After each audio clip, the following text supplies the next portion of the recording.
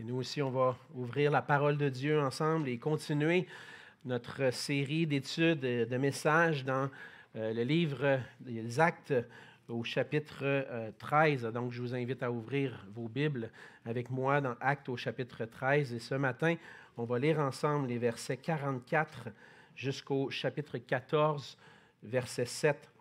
Je voulais prendre le temps quand même de donner quelques nouvelles ce matin de notre frère Pierre Morin. Avec les échanges que j'ai eus cette semaine avec notre sœur Diane, elle me disait que Pierre allait un peu mieux quelques jours cette semaine, jeudi, vendredi. Hier, elle me disait que sa situation est stable, donc on peut continuer de prier pour lui et aussi prier pour tous nos frères et sœurs qui sont affectés par la maladie, qui ne peuvent pas être avec nous. On veut les remettre entre les mains du Seigneur afin que le Seigneur les bénisse dans ce qu'il permet dans leur vie. Donc, on va prier pour eux après, mais on va premièrement lire le passage, dans Acte 13 à partir du verset 44. La parole de Dieu dit ceci: « Le sabbat suivant, presque toute la ville se rassembla pour entendre la parole de Dieu. Les Juifs, voyant la foule, furent remplis de jalousie et ils s'opposaient à ce que disait Paul en le contredisant et en l'injuriant. Paul et Barnabas leur dirent avec assurance: « C'est à vous, premièrement, que la parole de Dieu devait être annoncée. Mais puisque vous la repoussez et que vous vous jugez vous-même indigne de la vie éternelle, voici, nous nous tournons vers les païens. Car ainsi nous l'a ordonné le Seigneur. Je t'ai établi pour être la lumière des nations, pour porter le salut jusqu'aux extrémités de la terre. » Les païens se réjouissaient en entendant cela. Ils glorifiaient la parole du Seigneur et tous ceux qui étaient destinés à la vie éternelle crurent. La parole du Seigneur se répandait dans tout le pays. Mais les Juifs excitèrent les femmes dévotes de distinction et les principaux de la ville. Ils provoquèrent une persécution contre Paul et Barnabas et ils les chassèrent de leur territoire. Paul et Barnabas secouèrent contre eux la poussière de leurs pieds et allèrent à Icône, tandis que les disciples étaient remplis de joie et du Saint-Esprit. À Icône, Paul et Barnabas entrèrent ensemble dans la synagogue des Juifs et ils parlèrent de telle manière qu'une grande multitude de Juifs et de Grecs crurent. Mais ceux des Juifs qui ne crurent point excitèrent et aigrirent les esprits des païens contre les frères. Ils restèrent cependant assez longtemps à Icône, parlant avec assurance, appuyés sur le Seigneur, qui rendait témoignage à la parole de sa grâce et permettait qu'il se fasse par leurs mains des prodiges et des miracles. La population de la ville se divisa. Les uns étaient pour les Juifs, les autres pour les apôtres. Et comme les païens et les Juifs de concert avec leurs chefs se mettaient en mouvement pour les outrager et les lapider, Paul et Barnabas, en ayant eu connaissance, se réfugièrent dans les villes de la Lycaonie, à Lystre et à Derbe, et dans la contrée d'alentour. Et ils y annoncèrent la bonne nouvelle. On va se courber dans un mot de prière. Oui, Seigneur notre Dieu, on veut te dire merci pour ta grâce envers nous, toujours te rendre grâce, Seigneur, se rappeler que si on est ensemble ce matin, c'est par ta grâce, Seigneur, parce que tu l'as permis dans ta providence, dans ta bonté, Seigneur. Et certainement, ça nous attriste de savoir que certains d'entre nos frères et sœurs ne peuvent pas être avec nous ce matin. On veut, Seigneur, que tu puisses être avec eux, que ce soit la maladie qui les retient ou une autre raison, Seigneur, tu connais toutes choses. Et on te prie de les fortifier et d'être avec eux, de les bénir eux aussi. Seigneur, on te prie en particulier pour Pierre, notre frère, pasteur ici à l'Église. Toi, tu connais sa situation, tu connais toutes choses. On te prie de continuer d'exercer ta grâce envers lui et d'étendre ta main, ta bonne main sur lui, Seigneur, et dans ta volonté, si c'est ce que tu veux, que tu puisses le guérir, Seigneur. On te le remet et on te remet aussi nos frères et sœurs qui souffrent, te priant d'intervenir par ta grâce dans leur vie et que tu puisses manifester ta puissance à travers ces moments difficiles. Seigneur, merci pour ta parole. Merci de nous permettre de l'enseigner, d'avoir cette liberté ici ce matin Et je veux te prier, Seigneur, que vraiment, que ce soit non par moi, mais par Christ en moi, que je puisse apporter ce message ce matin. Non par moi, mais par Christ, non par nous, mais par Christ en nous, que nous puissions recevoir cette parole comme venant de toi. Et qu'à travers ce message, tu puisses nous encourager, nous édifier, nous donner ta force, Seigneur, pour continuer de vivre pour toi dans un monde qui manifeste clairement l'opposition et la rébellion à ta parole. Alors, Seigneur, garde-nous, protège-nous, fortifie-nous, édifie-nous ensemble ce matin et que ton nom soit glorifié dans nos vies. C'est en Jésus qu'on te prie. Amen. Amen. Dans tout projet qu'on entreprend, on vise d'avoir du succès. On n'aime pas vivre des échecs. En tout cas, moi, je n'aime pas ça. Et lorsqu'on entreprend des projets, lorsqu'on a des buts, des objectifs, on veut les réaliser. On travaille pour réussir dans la vie. Personne ne se lève le matin ou ne se lève un jour et dit « Moi, mon but, c'est que ma vie soit un gâchis. » Non, on se lève le matin, puis on vit cette vie-là dans le but de réussir. Et même si ton but, c'était de gâcher ta vie, tu vas quand même peut-être réussir là-dedans. Hein, c'est vrai. Si c'est ça ton but, puis tu gâches ta vie, tu as quand même eu du succès à quelque part. On cherche à vivre et le succès dans nos vies. On cherche à réussir dans la vie, puis on cherche aussi peut-être surtout à réussir notre vie. On désire le succès pour nous, on désire le succès pour les gens qui nous entourent. C'est ce qu'on veut pour nos enfants aussi, nos jeunes, nos petits-enfants, tous ceux qui nous entourent. Mais la question, en réfléchissant à tout ça qui me venait, c'est comment est-ce qu'on mesure le succès? Quels sont les indicateurs qui me montrent que j'ai du succès dans la vie? Bien souvent, on peut considérer qu'une personne, ou peut-être même une entreprise, a du succès parce qu'elle réussit à atteindre les objectifs qu'elle s'était fixés. Les objectifs de vie, des objectifs de famille, des objectifs d'entreprise. Mais tous ces objectifs-là peuvent varier d'une personne ou d'une entreprise à l'autre. Mais pour ce qui est de l'Église, on se pose aussi la question. Quels sont les plans et les objectifs de l'Église qui lui permettraient de valider qu'elle a du succès? Comment est-ce qu'on peut dire que l'Église a du succès? Réfléchissez, répondez pour vous-même. Chacun de nous, on a peut-être notre petite idée de ce que voudrait dire le succès pour une Église. Les indicateurs de succès. Ah, une Église, elle a du succès parce qu'elle a de l'amour. On voit l'amour les uns pour les autres. L'Église a du succès parce qu'elle a un vivant témoignage pour l'Évangile. Ou l'Église a du succès parce qu'elle a un bon groupe de louanges. Ils sont hot. Ils offrent un beau spectacle. C'est le fun, ça. Ça a du succès. Une Église a du succès parce qu'elle grandit en nombre. Hey, on ne calcule plus le nombre de personnes qui vont dans cette Église-là. On a toutes nos façons de calculer le succès. Cependant, notre façon de voir le succès n'est pas toujours conforme avec ce que le Seigneur pense lui-même du succès. Quels sont les vrais indicateurs de succès pour l'Église du Seigneur? Et le problème, c'est que bien des églises, et même nous parfois, ne recherchons pas nécessairement les bons indicateurs de succès. Dans le passage de ce matin, on voit la suite du ministère de Paul et Barnabas à Antioche de Pisidie et ensuite le début de leur ministère à Icône, dans une autre région.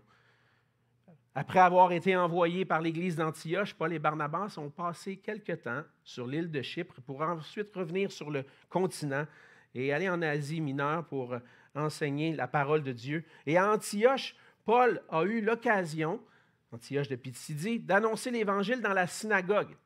Et plusieurs se sont convertis au Seigneur. Le premier sabbat, la parole a été bien reçue, et on leur a demandé de parler le deuxième sabbat. Et c'est là que notre texte de ce matin commence. Le deuxième sabbat, la deuxième semaine que Paul et Barnabas sont là. Et on se retrouve avec Paul et Barnabas dans la synagogue, du deuxième sabbat, puis on voit qu'il il y avait une grande foule qui s'était réunie pour entendre la parole de Dieu. Seulement, dans la suite des choses, c'est une opposition féroce que Paul et Barnabas vont rencontrer. Une opposition qui peut nous faire croire qu'ils n'ont pas vraiment eu du succès dans leur ministère. Une opposition qui peut être peut-être semblable à l'opposition que nous vivons aujourd'hui comme chrétiens et qui fait peut-être penser qu'on n'a pas beaucoup de succès à comparer à d'autres années auparavant. Cependant, on va voir ensemble ce matin que malgré l'opposition, du temps de Paul comme aujourd'hui, le Seigneur continue de sauver des âmes en utilisant ceux qui lui sont fidèles pour annoncer la bonne nouvelle avec assurance. Le Seigneur continue de sauver des âmes. Et on voit dans le passage que, premièrement, l'Évangile, lorsqu'on apporte l'Évangile, une des premières vérités qui ressort et qui est évidente, l'Évangile provoque de l'opposition et des persécutions. On voit ça tant dans leur voyage lorsqu'ils sont à Antioche que lorsqu'ils sont à Icône plus tard. À Antioche, on voit dans le verset 45 que les Juifs étaient remplis de jalousie. Et ils s'opposaient à Paul en le contredisant, en l'injuriant. Et plusieurs éléments peuvent expliquer cette jalousie, mais on la voit particulièrement dans le passage, ça dit au verset 45, « Les Juifs, voyant la foule, furent remplis de jalousie. » Alors, qu'est-ce qui dérange les Juifs à ce moment-là? Le nombre de personnes qui étaient rassemblées pour écouter Paul. Le nombre de personnes qui étaient là. On va lire au verset 44 que presque toute la ville. On voit même que, évidemment, vu que c'était dans une région où il y avait principalement des païens, c'était des Juifs et des païens, probablement beaucoup de païens qui étaient réunis. Le nombre de personnes, peut-être, leur crainte de perdre des adeptes du judaïsme avec cette nouvelle doctrine que Paul apporte, peut-être qu'ils voyaient aussi leur message comme un blasphème. Puis ils sont en train d'enseigner la foule avec une fausse doctrine. Peut-être c'est ce qu'ils pensaient. Mais peut-être aussi le fait que Paul s'adressait à la fois aux Juifs et aux païens, en les invitant à se tourner vers Dieu. Les Juifs étaient opposés, ils étaient remplis de jalousie, leur cœur était aigri contre Paul et Barnabas, et principalement contre Paul, et on lit au verset 45 qu'ils s'opposaient à ce que disait Paul, en le contredisant et en l'injuriant.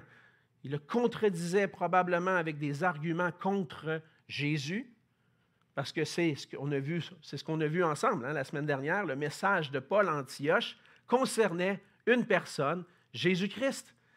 Jésus est le Christ qui a accompli notre salut.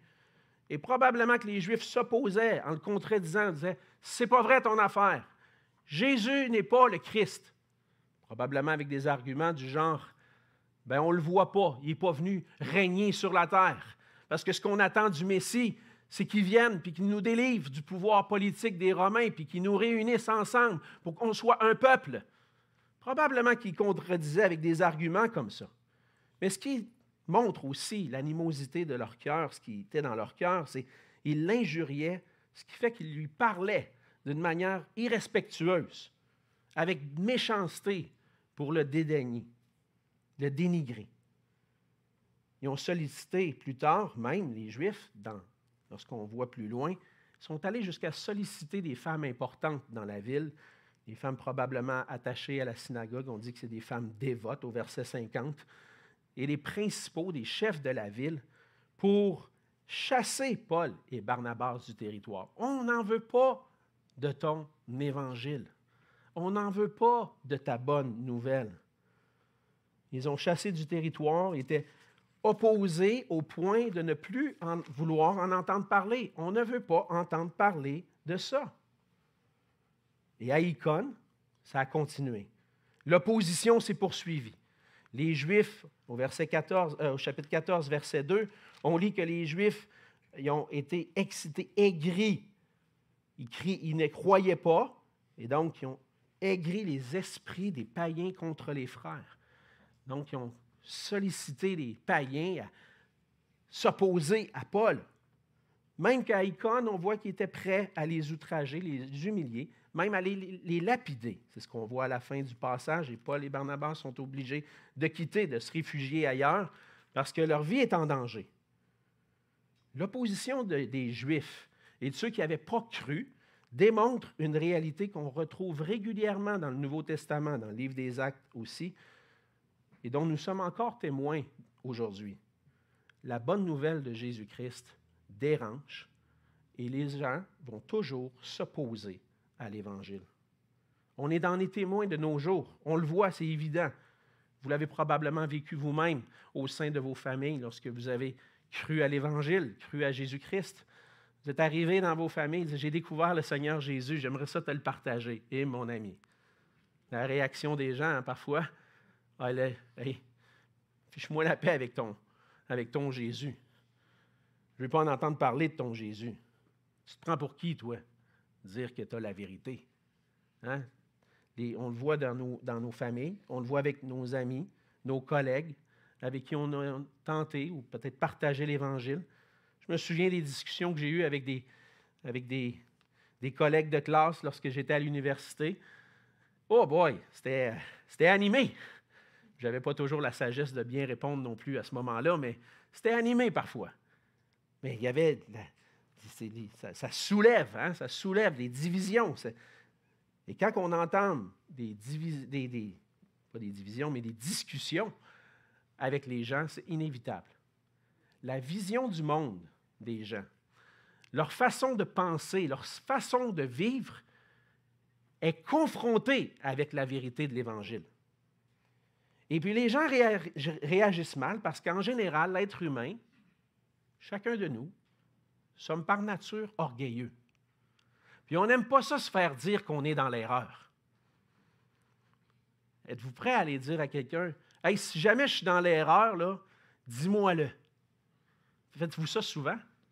Ça va nous arriver, hein? « Oh, peut-être que je me trompe, là. » Mais allez voir quelqu'un, puis sincèrement dire, « Hey, si jamais tu vois quelque chose, je suis dans l'erreur, viens me voir, viens me le dire. » On n'aime pas ça. Ah non! Moi, viens pas me dire que moi, je suis correct. Moi, je mène ma vie, je fais les choses, j'essaie d'être sage, je fais les choses de la bonne façon. Et lorsqu'on arrive avec l'Évangile dans la vie des gens, l'Évangile confronte les façons de penser, les façons d'agir. Quand les gens réagissent fortement, puis bien souvent, c'est parce qu'ils chérissent quelque chose dans leur cœur dont ils ne veulent pas se départir. La liberté, peut-être, la liberté de faire ce que je veux, de ne pas avoir quelqu'un qui me dit comment je devrais mener ma vie, ou peut-être même la crainte de perdre certaines choses si je crois à l'Évangile. Je me souviens d'avoir déjà partagé l'Évangile avec une dame, puis là, qui vivait en concubinage avec un homme, puis je lui présente l'Évangile, puis à la fin, il me dit, « Si jamais je crois à l'Évangile, ça veut-tu dire qu'il faut que je me sépare de cet homme-là? » Et puis, j'ai dit, à travers ce que je comprends des Écritures, un homme et une femme demeurent ensemble lorsqu'ils sont mariés. Et là, on voit le choix qui est là devant les personnes, confrontés avec leur réalité. Perdre quelque chose qui m'apporte un bonheur. Je suis prêt à donner ma vie à Jésus-Christ. Parce qu'en le fond, l'être humain est esclave du péché, esclave de ses désirs, et la pire chose que tu peux faire, c'est de lui dire « tu es dans l'erreur ». Il aime ça, se complaire et penser qu'il est correct. Et quand on annonce l'Évangile, la vérité de Christ provoque nécessairement une remise en question et un changement de façon de penser et de vivre que les gens ne sont pas prêts d'accepter. Et c'est ce que Paul a fait. La bonne nouvelle de Jésus-Christ va transformer votre façon de vivre. Vous ne vous appuyez pas sur la loi pour être sauvé. Vous ne vous appuyez pas sur vos œuvres. Vous vous appuyez maintenant sur Jésus-Christ. Ça change toute la façon de penser des Juifs de l'époque. Et d'aujourd'hui, lorsqu'on prêche l'Évangile, on a besoin de se rappeler qu'on est dans un terrain ennemi. Toujours les gens vont être confrontés avec la vérité. Et nous-mêmes, un jour, on a été confrontés avec la vérité. Mais on ne doit pas être surpris si les gens s'opposent vivement à l'Évangile. Ça, c'est une des leçons qu'on doit retirer, qu'on voit dans le passage. Ça ne doit pas nous surprendre. Parce que des fois, on a l'impression que peut-être j'ai quelque chose que je n'ai pas fait de correct. J'ai parlé de l'Évangile, puis la personne a fortement réagi. Elle s'est opposée à moi. Y a-t-il quelque chose que j'ai fait de pas correct? Peut-être que j'ai dit quelque chose qui l'a offensé. Probablement. Si tu prêches l'Évangile, ça offense, ça dérange. Et les gens vont s'opposer. On vit dans une société avec un arrière-plan chrétien et on a la liberté de religion. Puis on a même des choses qui nous gardent, qui nous permettent d'exercer, de se réunir ce matin, puis d'exercer ce qu'on croit. On a toujours eu le droit de proclamer, dans notre génération en tout cas. Hein? On a le droit et on a toujours le droit de le faire. Mais on vit à une époque où les gens s'opposent de plus en plus, sont confrontés avec la vérité de l'Évangile et veulent repousser cette vérité-là. Et on vit à une époque où les gens repoussent l'Évangile et repoussent tout ce qui est religieux.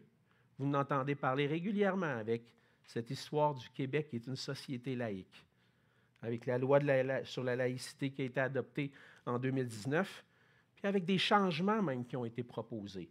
Vous avez entendu parler de ce qui est arrivé à l'école Bedford à Montréal dans les médias, hein, avec des groupes musulmans qui avaient un peu commencé à enseigner la théologie musulmane, si je peux dire, des doctrines de l'islam dans l'école. Et puis là, on a réagi à ça. On peut comprendre, on a réagi à ça. On est une société laïque, on ne va pas commencer à enseigner la religion à l'école. Et puis, une commission qui a été mise en place pendant l'été, et puis ils ont remis un rapport au mois d'août pour renforcer la laïcité. Et ce que ça veut dire, c'est que dans les recommandations qu'il y a eu, il va y avoir des recommandations qui vont faire mal à l'Église à travers ça. La perte d'un statut d'organisme de bienfaisance qui a été proposé. Des exemptions de taxes qu'on a comme Église qui pourraient disparaître. Des avantages fiscaux pour les membres du clergé, les pasteurs. Il y a toutes sortes de choses. De plus en plus, on vit dans une société qui est opposée à l'Évangile, mais ça ne doit pas nous surprendre. C'est normal. Il faut réaliser qu'on a vécu des années où on était privilégié en tant que chrétien, mais ce n'était pas majoritairement le cas par le passé. Dans l'histoire de l'Église, dans d'autres cultures, les chrétiens ont toujours reçu et eu de l'opposition et des persécutions. Plusieurs de nos frères et sœurs ont vécu et vivent présentement de la persécution pour le nom du Seigneur Jésus. On s'oppose et on les persécute. Et ça fait partie de la vie du chrétien. Certains, aujourd'hui, meurent pour le nom de Jésus-Christ. C'est la réalité de vivre dans un monde qui rejette Christ et l'Évangile. Ça ne doit pas nous surprendre. C'est arrivé à Paul et Barnabas, ça va nous arriver aussi. Est-ce que c'est une mesure de succès? On se pose la question. Si on se fait opposer, est-ce que ça veut dire qu'on n'a pas de succès? Est-ce que ça veut dire qu'on a un échec? Les Écritures nous rappellent qu'on doit apprendre à vivre face à l'opposition. Les nouveaux disciples de cette région-là, on pense à cette église à Antioche de Pisidie qui a commencé à cause que Paul et Barnabas ont prêché l'Évangile, ils ont cru à l'Évangile, ils ont commencé à se réunir. Et Paul et Barnabas, il a fallu qu'ils partent. Ça n'a pas dû être facile pour eux de continuer de vivre leur foi. Puis même dans l'autre ville, à Icône, les premiers chrétiens ont fait face aux persécutions. Et c'est la réalité de vivre dans un monde qui rejette Christ. Ça fait partie de la vie d'un disciple. Mais c'est difficile parce qu'on aime les gens autour de nous. On ne veut pas avoir l'opposition de leur part. On veut être, dans un sens, on ne veut pas être divisé. Mais c'est la réalité si on se rappelle les paroles de Jésus dans Luc 12, 51 à 53. Pensez-vous que je sois venu apporter la paix sur la terre? Non, vous dis-je, mais la division. Car désormais, 5 dans une maison seront divisés, 3 contre 2 et 2 contre 3, le père contre le fils et le fils contre le père, la mère contre la fille et la fille contre la mère, la belle-mère contre la belle-fille et la belle-fille contre la belle-mère. On peut peut-être dire des fois le gendre contre la belle-mère aussi. Non, c'est une blague. Mais c'est ce que Jésus dit. Je ne suis pas venu apporter la paix entre vous. Je suis venu apporter la paix avec Dieu, ça c'est vrai, mais dans le contexte ici, on parle de la paix. Hey, je suis venu apporter la paix, vous allez tous vous aimer, ça va tout bien aller. Non, pas ça que Jésus a dit. Je suis venu apporter la division entre les gens de la même famille. Et puis, on va rencontrer de l'opposition, mais ça ne doit pas nous surprendre. Le Seigneur nous avait prévenus de ça. Ça nous attriste, certainement. J'ai eu l'occasion de partager l'Évangile avec des membres de la famille qui, c'est plus difficile la relation avec eux maintenant. Surtout quand tu es pasteur. Hey.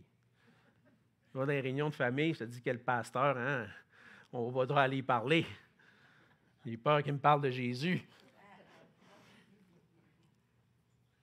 L'Évangile provoque l'opposition, des divisions, jusqu'à des persécutions, mais cette opposition-là n'est pas synonyme d'échec. Parce que le Seigneur, c'est mon deuxième point, deuxième vérité dans le passage, le Seigneur continue d'utiliser ses disciples fidèles pour annoncer l'Évangile avec assurance. L'opposition que Paul et Barnabas ont rencontrée à Antioche et à Icône ne les a pas empêchés de continuer. Ils sont demeurés fermes et ils ont continué d'annoncer l'Évangile. Puis lorsque les Juifs s'opposaient à eux, ils ont continué de faire le ministère que le Seigneur leur avait confié. Et puis, ils sont allés jusqu'à dire, on s'attendait probablement à ça. Au verset 46, Paul parle aux Juifs d'Antioche et il va dire, c'est à vous premièrement que la parole de Dieu devait être annoncée. Le Seigneur devait annoncer, la parole devait être annoncée premièrement aux Juifs. C'est aux Juifs que cette promesse-là avait été faite d'un sauveur qui viendrait pour les sauver. Et Paul a accompli son ministère. Il est allé parler de Jésus aux Juifs. Mais ils se sont jugés eux-mêmes indignes de la vie éternelle en repoussant l'Évangile. Et ce que ça l'a provoqué? C'est que le plan de Dieu s'est accompli. Parce que c'était dans le plan de Dieu que Paul et Barnabas se tournent vers les païens. Verset 46, on lit à la fin, « Puisque vous vous jugez vous-même indignes de la vie éternelle, voici, nous nous tournons vers les païens, car ainsi le Seigneur nous l'a ordonné. Je t'ai établi pour être la lumière des nations, pour porter le salut jusqu'aux extrémités de la terre. » Et au verset 47 que je viens de lire, Paul cite un passage important du prophète Ésaïe, où Ésaïe parle du serviteur de l'Éternel, qu'on peut associer à Jésus le Messie, qui est le serviteur de l'Éternel, le serviteur souffrant dans Ésaïe, le serviteur qui vient pour sauver Israël. Mais ici, Paul se l'approprie, et c'est comme s'il avait reçu du Seigneur la même mission que Jésus. Dans Ésaïe, c'est Jésus qui a été établi pour être la lumière des nations, pour porter le salut jusqu'aux extrémités de la terre. Mais ici, Paul le comprend que par son association à Jésus, parce qu'il est un apôtre de Jésus-Christ, un messager de Jésus, lui-même agit pour apporter la lumière aux nations. Ça concordait avec le plan de Dieu, qu'il y ait de l'opposition de la part des Juifs, parce qu'il fallait que Paul se tourne vers les païens pour annoncer l'Évangile. Jésus n'est pas seulement la lumière d'Israël. Jésus est la lumière des nations. Et toutes les nations ont besoin d'entendre parler de Jésus-Christ. Le Seigneur se sert de ses serviteurs qui lui sont fidèles, qui lui obéissent malgré l'opposition, malgré les persécutions, pour apporter la lumière dans les nations.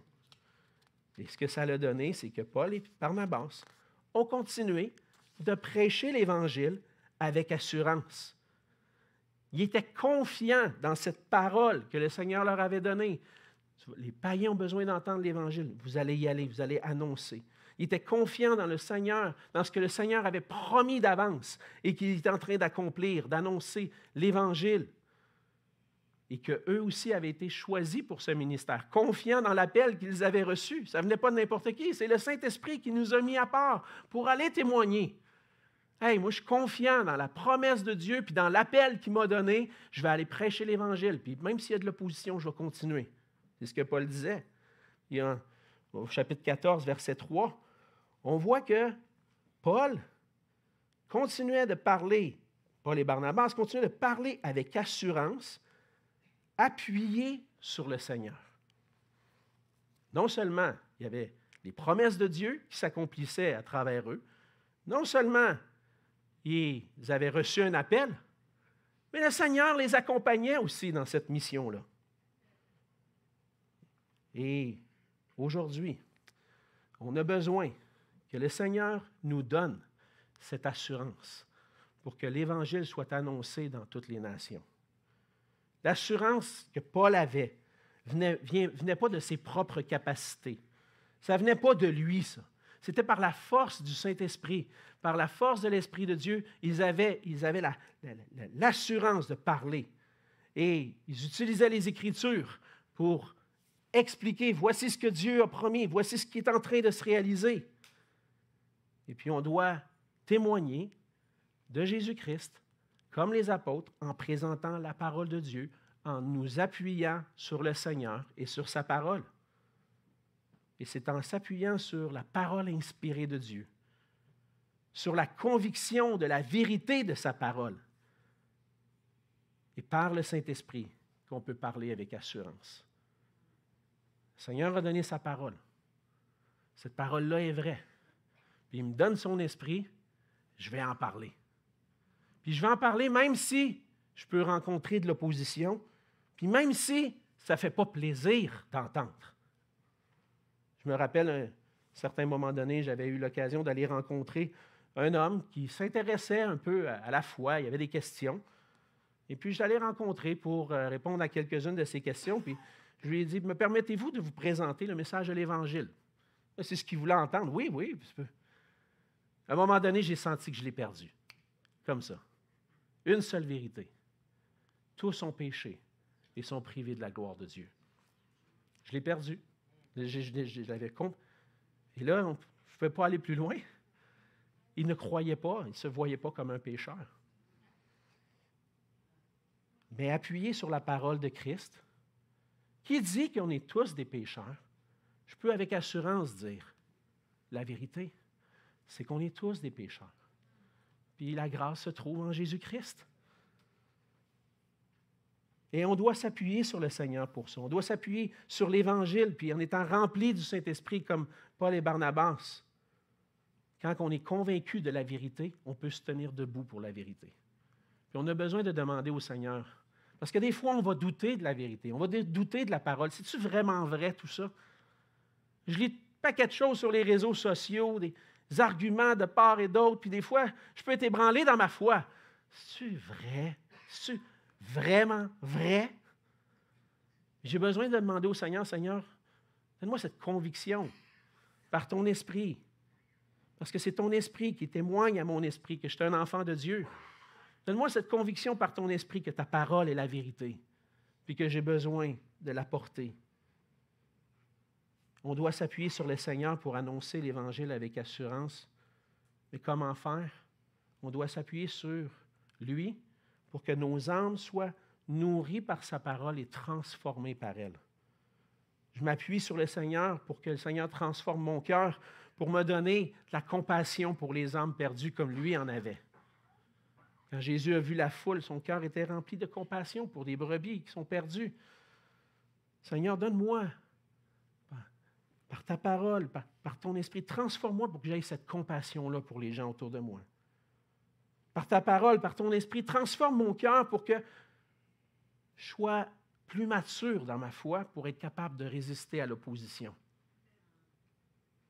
Par ta parole, par ton esprit, Seigneur, rends-moi capable de résister au diable et aux adversaires, comme Paul l'enseigne dans Éphésiens 6.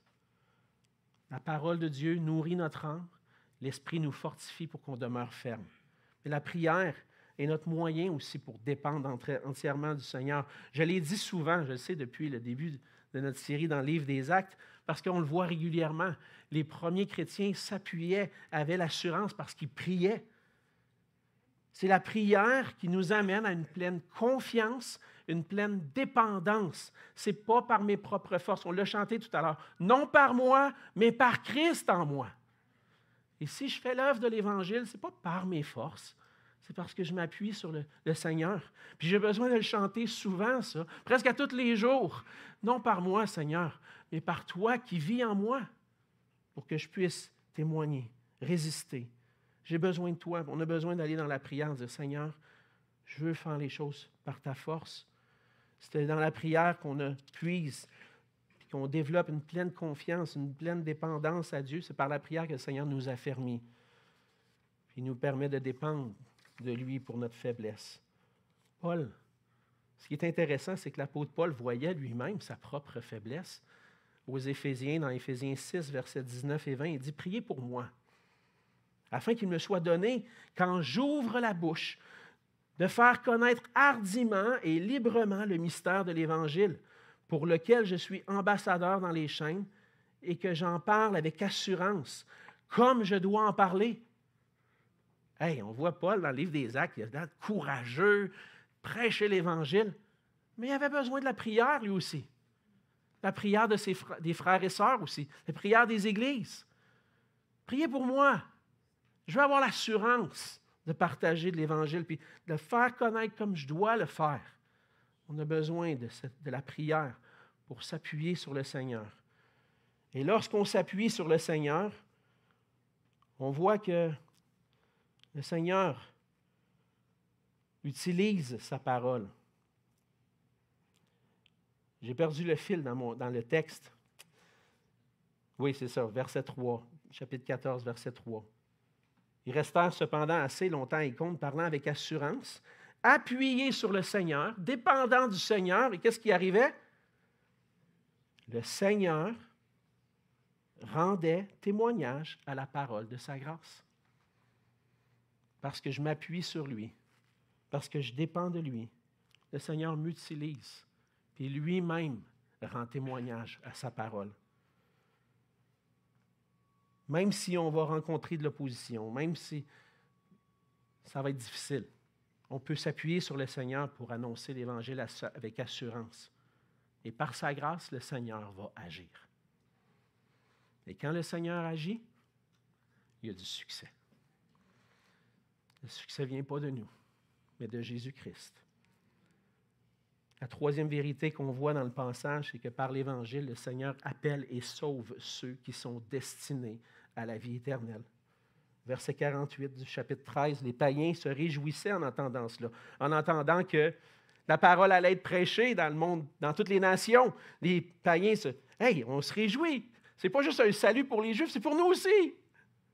On peut avoir le pardon, la paix avec Dieu par Jésus-Christ, nous aussi.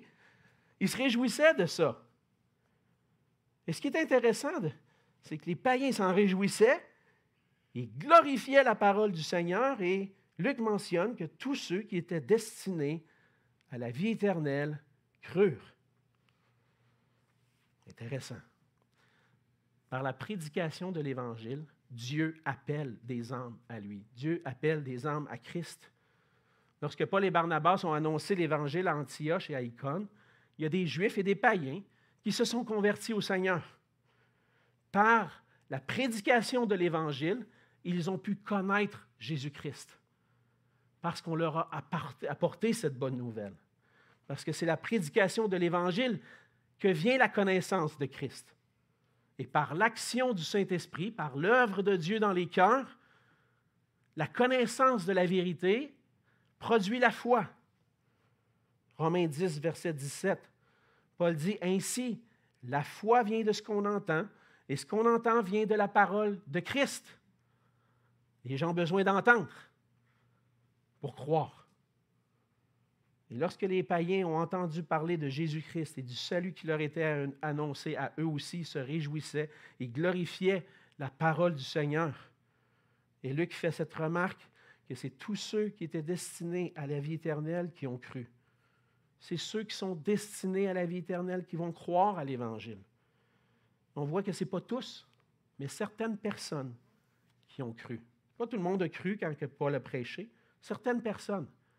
Et ces personnes-là, on voit que c'était ceux qui étaient destinés à la vie éternelle. Là, le mot « destiné », des fois, dans les Écritures, nous dérange. Qu'est-ce que ça signifie vraiment?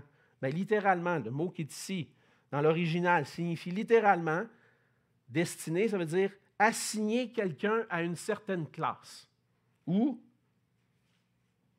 d'être classé parmi ceux qui possèdent. Ça, c'est la définition du mot grec. Donc, ceux qui ont été destinés, ceux qui étaient assignés à avoir la vie éternelle, ont cru. Hey, d'où ça vient tout ça, là? L'expression met l'accent sur l'œuvre souveraine de Dieu. L'œuvre souveraine de Dieu pour conduire les gens à la foi en Jésus-Christ. Puis on voit ici apparaître, avec des gros signaux qui lumineux, la doctrine de la prédestination et de l'élection.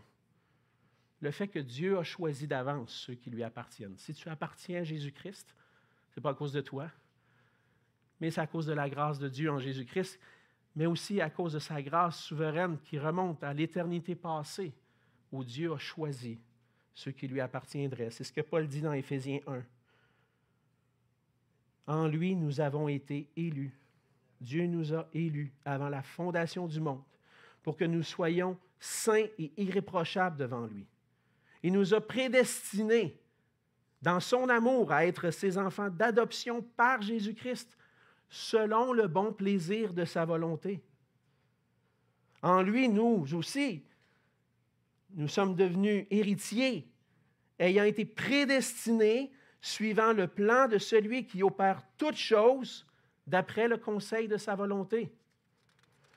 Ça dérange beaucoup, cette doctrine-là. Hein? Puis, on n'aime pas ça. Des fois, on a de la difficulté avec ça.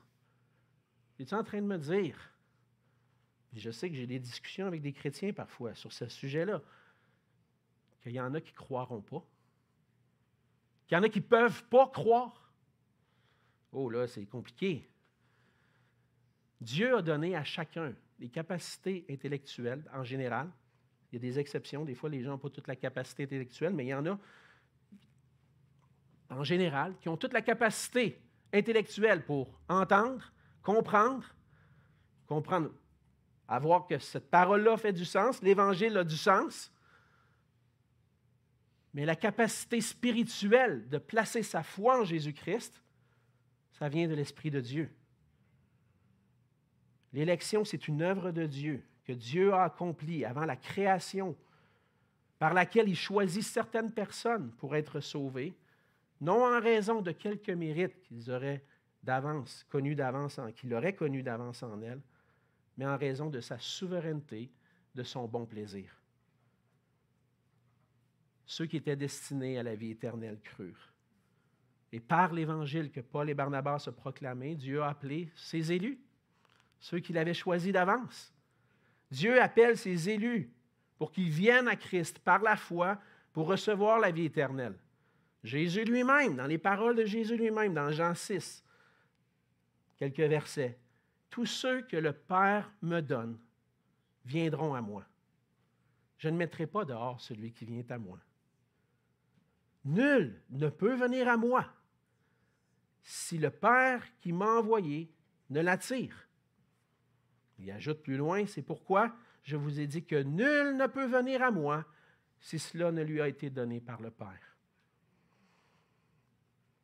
On voit à travers ça que le salut est une œuvre de la grâce souveraine de Dieu, que par l'Évangile, le Seigneur appelle, attire à lui, et ceux qui croient à la vie éternelle, c'est ceux qui ont été destinés à ça. Donc, le succès de l'œuvre de l'Évangile est assuré parce que Dieu va sauver chacune des personnes qu'il a choisies. C'est à ça qu'on évalue le succès. Un succès selon Dieu. Un succès certain. Tous ceux que Dieu a choisis vont être sauvés. Et il nous utilise, nous, ses serviteurs fidèles, pour apporter cette parole-là, qui rencontre de l'opposition, qui va amener à des persécutions, mais à travers ce travail où on est fidèle au Seigneur, où on prêche l'Évangile avec assurance, en s'appuyant sur le Seigneur va sauver ceux qu'il a choisis. Et ça, c'est notre confiance, notre assurance pour témoigner de Christ, qui ne repose pas sur nos propres forces. Ce n'est pas nous qui allons convaincre, c'est Dieu qui fait son travail. et qui est puissant pour accomplir toutes ses promesses. Et puisque Dieu a choisi d'avance ceux qui avaient part au salut, on sait que tous ceux qui sont destinés à la vie éternelle vont croire. Mais est-ce que cette doctrine-là devrait nous amener là où elle devrait nous amener? C'est avoir la même attitude que les païens qui ont reçu la vie éternelle cette journée-là. Comment ils ont réagi? Des cœurs débordants de joie qui glorifiaient Dieu parce que toute l'humanité mérite la condamnation éternelle. Pourquoi moi? C'est ça ma question. Pourquoi moi? Pourquoi pas l'autre? Pourquoi moi? Et c'est ça qu'il nous dit, Seigneur, c'est seulement par grâce, par ta grâce souveraine. Merci, Seigneur, de m'avoir sauvé. Merci de m'avoir ouvert les yeux pour que je saisisse ta grâce. Merci. Je veux te louer. Je veux t'adorer. Je veux glorifier ta parole. Puis je veux parler pour que d'autres que tu as choisis viennent à la connaissance de ton nom. On est rempli du Saint-Esprit et de joie parce que le Seigneur nous a sauvés, nous a choisis. Ça nous pousse à l'aimer, à l'adorer, à lui obéir. Ça nous pousse à accomplir ensemble la mission de Jésus-Christ. Ça nous pousse à faire face à l'opposition, même si parfois c'est difficile et déchirant. Le succès est assuré parce que Dieu, le Seigneur, continue de sauver des âmes en utilisant ceux qui lui sont fidèles pour annoncer la bonne nouvelle avec assurance. Oui, on rencontre de l'opposition, mais malgré l'opposition, qu'on peut vivre dans notre société, dans le monde, on peut rester fidèle au Seigneur Jésus et annoncer sa parole avec assurance. Si le succès du Seigneur est assuré, on peut demeurer ferme. On peut prêcher la vérité en nous appuyant sur lui. Parce que le Seigneur, on sait, on a confiance que le Seigneur va accomplir sa volonté et qu'enfin l'Église va triompher parce que Jésus bâtit son Église. Alors, frères et sœurs, prions que le Seigneur continue son œuvre en nous pour qu'on ait l'audace de parler pour lui, de persévérer en étant fidèle au Seigneur, pour qu'un jour on puisse entendre « Viens, bon et fidèle serviteur, entre dans la joie de ton Maître. » On va prier ensemble. Seigneur notre Dieu, nous sommes devant toi. Et si nous sommes devant toi et que nous te louons, nous t'adorons, c'est parce que nous, un jour, on a goûté la vraie vie qui vient de toi. Les gens autour de nous, Seigneur, s'opposent parce qu'ils ne saisissent pas, ne comprennent pas. Mais toi, par ta grâce, Seigneur, tu as ouvert les yeux de notre cœur pour qu'on puisse saisir cette grâce. Tu nous as ouvert les yeux pour qu'on puisse saisir ton amour, ton pardon. Et Seigneur, maintenant que tu nous as sauvés, maintenant que tu nous remplis de ton esprit, je te prie, Seigneur, de faire de moi, de faire de nous, de chacun de nous, de cette Église, une Église qui brille pour toi, qui prêche la parole avec assurance dans un monde qui est de plus en plus opposé à cette parole, que nous puissions être fidèles à toi jusqu'au bout et que quoi qu'il arrive, Seigneur, nous puissions t'honorer, te glorifier. Et Seigneur, c'est ma prière que tu puisses sauver des âmes autour de nous, que nous puissions voir des gens venir à toi parce que tu accomplis ta volonté. Seigneur, on te remet cette Église entre tes mains. On se remet entre tes mains ce matin. Fais de nous des serviteurs fidèles qui annoncent ta parole avec assurance. Et c'est en ton nom qu'on te prie. Amen.